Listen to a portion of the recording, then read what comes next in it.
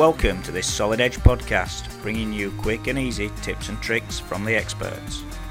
In this week's show, I'm joined by Mark Thompson, who will show you how to extract a mid-plane surface in Solid Edge simulation and then mesh it with surface elements. To mesh a part like this with solid elements would require a larger model to attain any degree of accuracy. By creating a shell element model, a high degree of accuracy can be obtained, with fewer elements producing a much smaller and more efficient model. Let's see how it's done, Mark.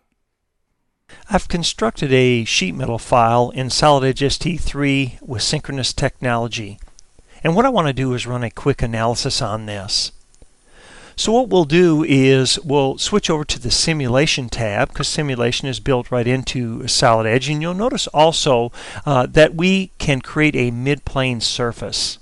Now this surface is going to represent this sheet metal body, and all we have to do to create is identify the face we want to create it from, and then it will automatically create that surface for us. Now in order to do this and be able to see that surface, I'm going to go ahead and hide the design body. And then we can kind of focus in on this surface. Let's go ahead and create a study. It's going to default to a mesh type of surface because that's what we're looking at. And then we can identify that surface very quickly. You'll notice the rest of the commands become active, so let's go ahead and apply a force to this top face. We can change its direction to a downward direction, and then we'll go ahead and apply a fixed constraint to the back face just to get through this quickly. Once we're done, we can go ahead and create a mesh, hit the solve command, which will automatically run the mesh, and then the solve, and then it will create the results, giving us feedback immediately. Now the neat thing here is that the mid-plane surface is associative back to the solid body. And also the cool thing here is that because simulation is built in to Solid Edge, it's going to automatically reflect that in the results. So once those results are visible, we can actually close and return. And let's just say we want to make a quick change. I can actually show that design body. And then we'll use synchronous technology to, say, for example, identify the side of this particular model. And let's say I want to reduce its width by about 40 millimeters. We can do that very quickly. And then I can grab this front face, and maybe I want to extend the tongues out on this fork.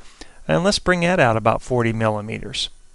You'll notice that the force automatically adjusted itself, and in fact the study is still intact. It understands the thickness from the mid-plane surface, but the mesh and the results are out of date, and that's because I've changed the model. So if I run the solve again, it'll remesh, resolve the model, and then create the results again very quickly.